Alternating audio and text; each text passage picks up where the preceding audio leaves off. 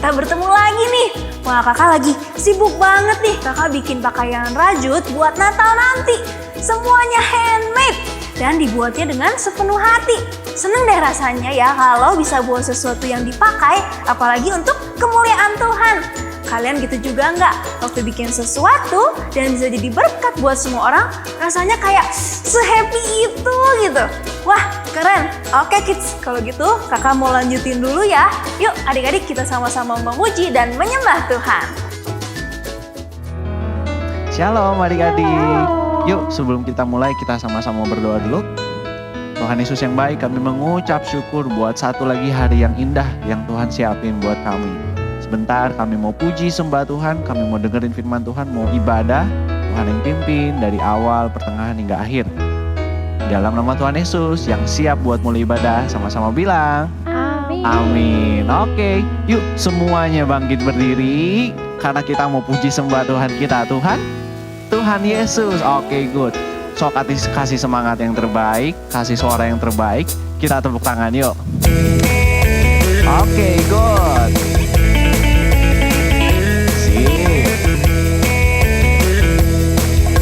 Nyanyiin dan ikutin gerakannya ya. Katakan everybody everywhere. Everybody everywhere. Raise your hands up in the air and say Jesus. Jesus is alive. Good. Oke, everybody everywhere. Dimanapun adik-adik berada, kita puji sembah Tuhan kita. From the top of my head, way down to my toes, I can keep it all inside. I want to jump with all my might. Good. From the turun down to my toes, I can keep it all inside. I want to dance with all my might. Katakan everybody everywhere. Everybody raise your hands up in the air and say Jesus. Jesus is alive. Everybody everywhere, raise your hands up in the air and say Jesus. Jesus is alive. Oke, good. Masih bisa lebih semangat lagi ya. Ikuti gerakannya dari awal sampai akhir, dari ujung kepala sampai ujung kaki. Good. Adik-adik pasti bisa, yuk sama-sama ikutin. From way down to my toes, I can keep it all inside. I want to jump with all my mind. From the top of my head, way down to my toes, I can keep it all inside. I want to dance with all my mind. Good. Everybody everywhere, raise your hands up and say, okay, Jesus is alive. Everybody everywhere, raise your hands up in the air and say Jesus. Jesus is alive. Lebih semangat. Everybody, angkat tangannya. Good. And say Jesus. Jesus is alive. Everybody everywhere, raise your hands up in the air and say Jesus.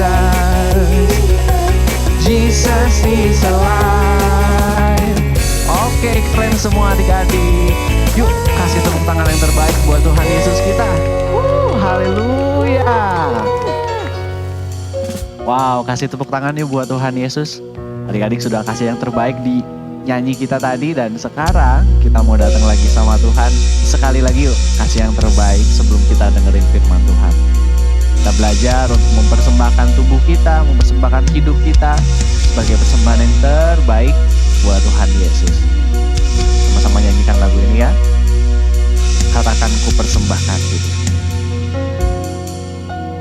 Ku persembahkan hidupku kepadamu Tuhan, untuk kemuliaan-Mu ku berikan hidup ini sebagai persembahan yang berkenan padamu. Kita nyanyikan lagu ini dari awal ya.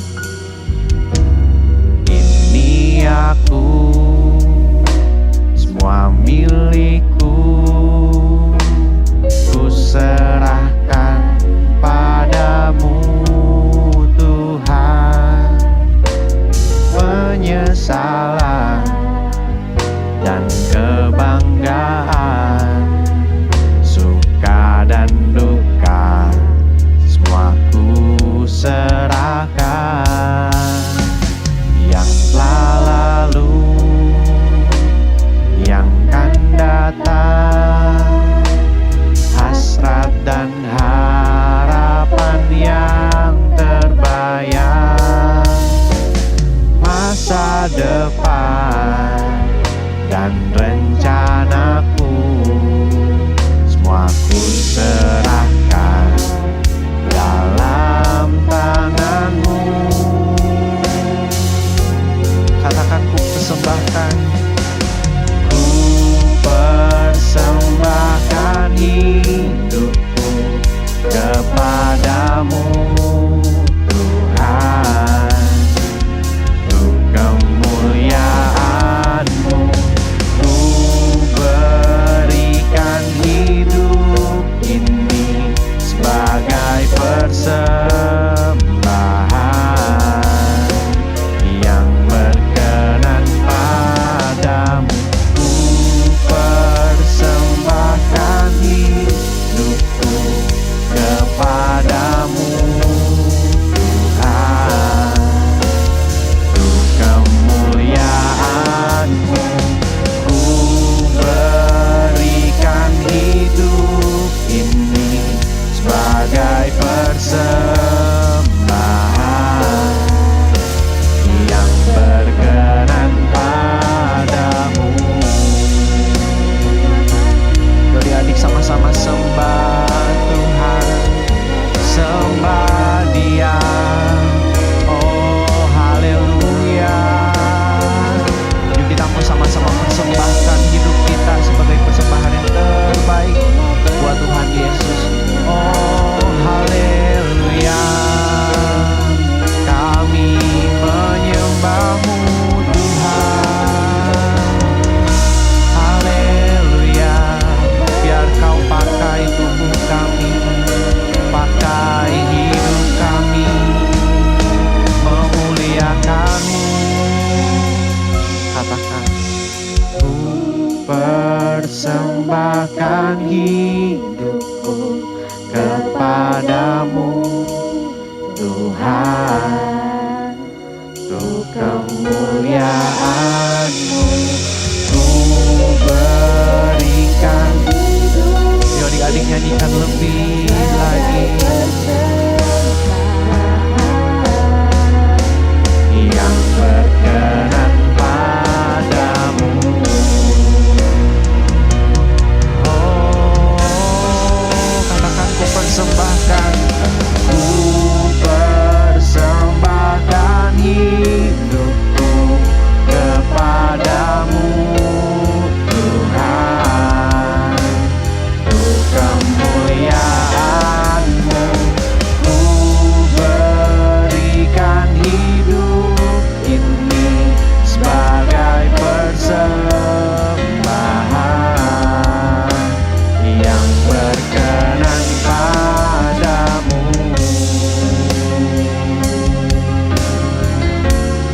Katakan yang berkenan padamu, oh Tuhan, yang berkenan padamu. Yuk kasih tepuk tangan buat Tuhan Yesus semuanya.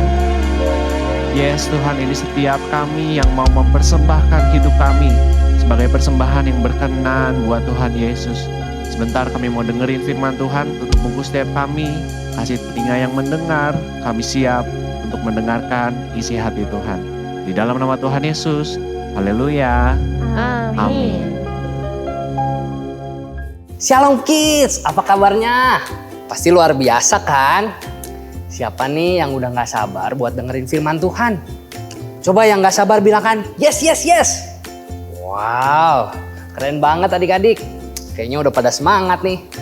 Kira-kira adik-adik tahu gak nih kakak hari ini cerita apa? Kakak mau tanya dulu nih, adik-adik pernah gak bantuin pelayanan waktu di sekolah minggu? Kayak misalkan tempelin stiker atau jadi asyir adik-adik. Wow, keren banget kalau pernah ya adik-adik. Atau kalau yang di rumah nih, siapa yang suka siapin gadgetnya buat ibadah bareng sama papa mama? Itu juga salah satu bentuk pelayanan loh adik-adik.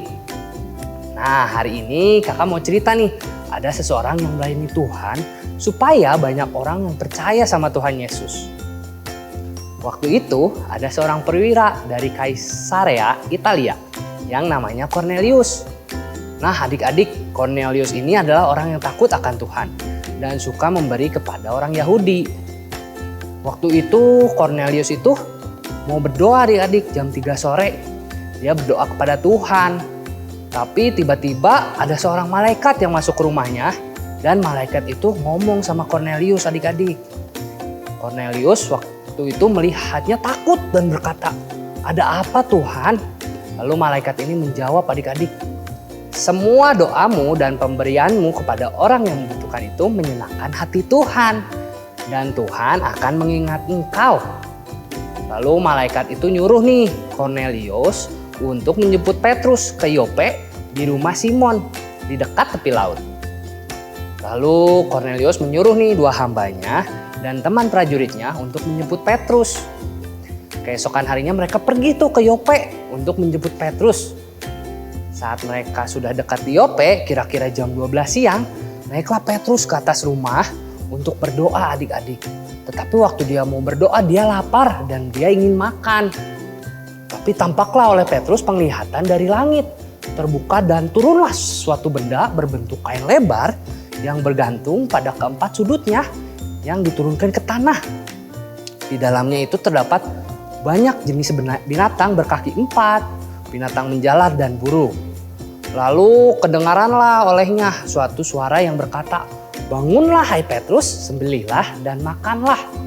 Tetapi Petrus yang melihat penglihatan itu menjawab, "Tidak Tuhan, aku tidak mau sebab aku belum pernah makan sesuatu yang haram dan yang tidak tahir." Kedengaran pula nih buat kedua kalinya adik-adik suara yang berkata kepadanya, "Apa yang dinyatakan halal oleh Allah tidak boleh engkau nyatakan haram." Dan hal ini terjadi sampai 3 kali. Lalu terangkatlah benda itu ke langit. Lalu sampailah 3 orang itu ke rumah Simon dan bertanya, "Apakah ada Petrus?" Lalu dalam rohnya berkata pada Petrus, "Ada 3 orang yang telah mencari engkau. Pergilah bersama mereka, karena aku menyuruh mereka menyebut engkau." Setelah itu bermalamlah ketiga orang itu dan baru keesokan harinya mereka pergi untuk menemui Cornelius. Petrus membawa beberapa saudara dari Yope untuk menyertai Petrus. Pada hari berikutnya sampailah Petrus di Kaisarea. Cornelius mengumpulkan sanak saudaranya dan sahabat-sahabatnya untuk berjumpa dengan Petrus. Saat Petrus datang, tersungkurlah Cornelius menyembah Petrus. Tapi Petrus langsung menegakkan Cornelius dan berkata, "Aku hanya manusia biasa." Saat Petrus masuk ke rumah Cornelius, sudah banyak orang yang berkumpul. Nah, tapi waktu dulu tuh orang Yahudi tidak boleh bergaul atau musuhan sama orang yang bukan Yahudi. Tapi karena Petrus ngerti kalau Tuhan yang suruh dan Tuhan tidak membeda-bedakan orang. Akhirnya Petrus bertanya nih, "Apa sebabnya kamu memanggil aku?" kepada Cornelius. Lalu Cornelius menceritakan apa yang membuatnya memanggil Petrus ke Kaisarea. Karena Cornelius mendapat penglihatan dan menyuruh menjemput engkau ke Yope. Lalu Cornelius ingin tahu apa yang ditugaskan Allah terhadap Petrus. Saat itulah adik-adik Petrus mengerti bahwa Tuhan tidak membeda-bedakan orang yang takut akan Tuhan oleh kebenaran yang dilakukannya kepada Tuhan. Dan disitulah Petrus melayani banyak orang dengan bersaksi tentang kebaikan Tuhan Yesus yang sudah rela mati buat kita semua dan bangkit menyatakan kalau Tuhan Yesus itu benar-benar hidup. Setelah Petrus menceritakan semuanya, turunlah Roh Kudus ke atas semua orang yang mendengarnya. Dan mereka menjadi percaya adik-adik. Wow, hebat banget ya adik-adik. Petrus dan Cornelius dipakai Tuhan untuk melayani lewat panggilan yang Tuhan berikan. Mereka mau mengerjakan apa yang Tuhan suruh, supaya banyak orang yang percaya dengan Tuhan Yesus. Petrus juga jadi mengerti bahwa Tuhan mau kalau semua orang jadi percaya, tidak membedakan orang lain. Seperti yang tadinya bangsa Yahudi tidak bergaul dengan bangsa Italia di Kaisarea, tapi Petrus sadar kalau banyak orang yang mau belajar tentang firman Tuhan. Sama juga nih kayak adik-adik, kalau mau melayani Tuhan harus dengan sepenuh hati, seperti melakukannya untuk Tuhan. Jangan melayani dengan mengharapkan hadiah nih. Contoh waktu bantuin pelayanan di sekolah minggu nih, beresin kursi di tempat duduk supaya rapi biar dapat hadiah. Gak boleh ya adik-adik, no ya. Atau misal nih di rumah nih, papa capek pulang dari kerja, buatin teh atau kopi buat papa, siapa tahu nanti dapat uang jajan. Nah itu contoh juga yang gak boleh dilakuin ya. Karena semua yang kita perbuatlah untuk Tuhan. Benar banget adik-adik. Kenapa sih kak kita harus melayani? Nih kakak mau ajak adik-adik buka nih di Matius 20 ayat 28. Sama seperti anak manusia datang bukan untuk dilayani, melainkan untuk melayani. Dan untuk memberikan nyawanya menjadi tebusan bagi banyak orang. Nah karena Tuhan Yesus sudah kasih nyawanya buat kita untuk menebus dosa kita, sekarang bagian kita nih melayani Tuhan lewat perbuatan kita yang menyenangkan hati Tuhan. Dan menceritakan kebaikan Tuhan supaya banyak orang juga diselamatkan. Nah melayani ini memberi diri untuk dipakai oleh Tuhan. Yuk kasih diri kita kepada Tuhan untuk menjadi alat Tuhan Yesus. Lalu lakukan pelayanan kita dengan segenap hati kita. Lakukan apa yang sudah Tuhan berikan dengan sepenuh hati kita lewat talenta yang kita punya. Dan yang terakhir, yakin kalau Tuhan juga yang selalu menyertai di setiap pelayanan kita. Nikmati berkat yang Tuhan sediakan bagi kita yang setia melakukan pekerjaan Tuhan Yesus. Tuhan Yesus memberkati. Yuk kita berdoa. Tuhan Yesus yang baik, terima kasih Tuhan buat hari ini. Kami mau belajar untuk melayani Engkau dengan sepenuh hati kami. Seperti kami melakukannya untuk-Mu Tuhan. Terima kasih Tuhan kami sudah mendengar isi dari firman-Mu. Yuk adik-adik yang sudah berdoa kita sama-sama katakan amin. Apapun juga yang aku perbuatlah dengan segenap hatiku, seperti untuk Tuhan dan bukan untuk manusia. Apapun juga yang aku perbuatlah dengan segenap hatiku, seperti untuk Tuhan dan bukan untuk manusia. Wah adik-adik, kayak firman hari ini nih, ayat hafalan hari ini di Kolose 3 ayat 23. Apapun juga yang kamu perbuatlah dengan segenap hatimu, seperti untuk Tuhan dan bukan untuk manusia. Good job!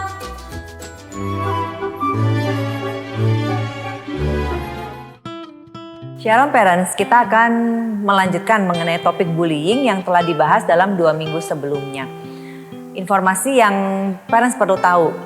Poin yang ke-7, jika anak dibully. Mengetahui bahwa anak menjadi korban perundungan pastinya sungguh amat menyedihkan. Berikut ini adalah hal-hal yang dapat parents lakukan jika mengetahui bahwa anak atau remaja kita menjadi korban bullying. Yang pertama, dengarkan anak dan beritahu mereka bahwa mereka telah melakukan hal yang benar dengan datang kepada parents. Ajukan pertanyaan terbuka untuk mendorong diskusi lebih lanjut. Yakinkan mereka bahwa bullying itu bukan kesalahan mereka dan bahwa parents, kemudian keluarga, guru dan teman-teman akan ada untuk mendukung mereka. Tanyakan pada anak apa yang mereka inginkan terjadi selanjutnya. Bantu mereka untuk memikirkan langkah-langkah selanjutnya dan beritahu mereka bahwa mereka tidak harus menghadapi situasi yang sulit ini sendirian. Beritahu anak bahwa parents hanya akan mengambil tindakan setelah mendiskusikan terlebih dahulu dengan mereka. Kemudian kita juga perlu melakukan ini ya, jangan mendorong pembalasan. Bereaksi terhadap penindasan atau perundungan cyber dapat menyebabkan hasil yang tidak terduga yang dapat melukai mereka atau merusak reputasi mereka lebih jauh. Dorong anak untuk menjauh saat bullying itu terjadi dan mencari bantuan dari orang dewasa yang bisa dipercaya. Kemudian parents juga bisa melibatkan anak dalam kegiatan yang akan mengembangkan kepercayaan diri dan harga dirinya. Bantu anak untuk menemukan dan menjalin persahabatan lain di luar tempat terjadinya bullying. Misalnya jika perundungan terjadi di sekolah, mereka mungkin menemukan kelompok sosial di gereja atau selama kegiatan ekstrakurikuler di luar sekolah. Kemudian parents juga bisa menjadi teman untuk berdiskusi tentang situasi tersebut dengan guru-guru dan kepala sekolah anak atau orang yang bertanggung jawab di tempat terjadinya bullying. Laporkan perundungan tersebut ke sekolah. Kemudian tinjau kebijakan anti bullying yang diberlakukan di sekolah tersebut. Parents perlu mewaspadai ya jika anak tengah berjuang melawan depresi, kecemasan atau pikiran menyakiti diri sendiri, cepatlah meminta bantuan profesional. Hal yang ke-8 yang perlu kita ketahui jika anak adalah pelaku bullying. Mengetahui bahwa anak kita adalah pelaku bullying akan sama menyakitkannya dengan mengetahui bahwa anak kita menjadi korban bullying. Jika parents mengetahui bahwa anak adalah pelaku perundungan, berikut ini adalah beberapa hal yang dapat parents lakukan. Yang pertama, tangani penindasan tersebut segera. Kemudian berkomunikasilah dengan anak, ajukan pertanyaan terbuka tentang apa yang terjadi, mengapa mereka melakukan perundungan, dan mengapa mereka memilih anak tersebut menjadi korbannya. Kemudian sama-sama berdiskusi atau mencari tahu akar penyebab perilaku mereka. Diskusikan apa itu bullying, bagaimana rasanya menjadi korban bullying, dan konsekuensi dari sebuah perilaku bullying. Berikan konsekuensi yang berarti untuk sebuah perundungan yang dilakukan oleh anak kita. Misalnya, jika anak melakukan cyberbullying, kehilangan hak akses internet mungkin merupakan konsekuensi yang baik. Jika mereka melakukan bullying di lapangan olahraga, pertimbangkan untuk men-skors mereka selama beberapa pertandingan. Intinya tidak mengikutkan mereka dalam kegiatan olahraga yang mungkin mereka sukai. Jika memungkinkan, mintalah anak untuk meminta maaf dan memperbaiki hubungan dengan siswa lain yang menjadi korban mereka. Kemudian parents dapat juga terus memantau situasi antara anak kita dengan anak-anak dan siswa lainnya. Dan jika parents mendapati anak memiliki masalah yang memerlukan konsultasi mendalam, bantulah mereka untuk menemukan bantuan profesional. Poin yang ke-9. Pada saat kita mengetahui adanya bullying, maka parents diharapkan bisa tetap tenang. Respon pertama kita sebagai orang tua saat mengetahui anak kita mengalami kekerasan seringkali berupa emosi. Itu karena kita sangat mengasihi anak-anak kita dan memang begitulah yang Tuhan inginkan, orang tua mengasihi anaknya. Namun jika kita membiarkan emosi kita lepas kendali atau panik akan suatu hal yang terjadi, kita mungkin akan merugikan anak-anak kita. Jika parents mengetahui anak kita mengalami perundungan, tetaplah tenang dan ketahuilah bahwa parents tidak sendirian. Ada sumber daya untuk membantu parents dan anak-anak dan ada langkah-langkah yang dapat diambil untuk memastikan perundungan itu berhenti. Parents seringkali masalah yang kita hadapi pada saat kita menjalankan proses parenting kita adalah alat Tuhan untuk membentuk kita menjadi pribadi yang lebih baik. Jalani semua prosesnya dan jadilah pemenang. Tuhan Yesus memberkati.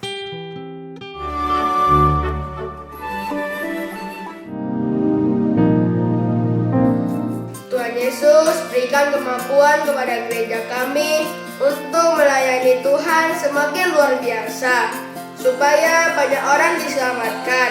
Tuhan, berkati dan lindungi Opa Niko dan hamba-hamba-Mu. Tuhan Yesus, terima kasih untuk kebaikan-Mu. Kami mau belajar melayani seperti Tuhan. Tolong kami menggunakan setiap kesempatan yang ada. Jadikan kami berkat dimanapun berada. Adik-adik dan parents, mari kita siapkan hati untuk menerima berkat Tuhan. Demikianlah firman Tuhan. Tuhan memberkati dan melindungi engkau. Tuhan menyinari engkau dengan wajah-Nya dan memberikan kasih karunia. Tuhan mengarahkan wajah-Nya kepadamu dan memberikan damai sejahtera. Terimalah semua berkat yang terbaik ini hanya di dalam nama Tuhan Yesus Kristus. Amin.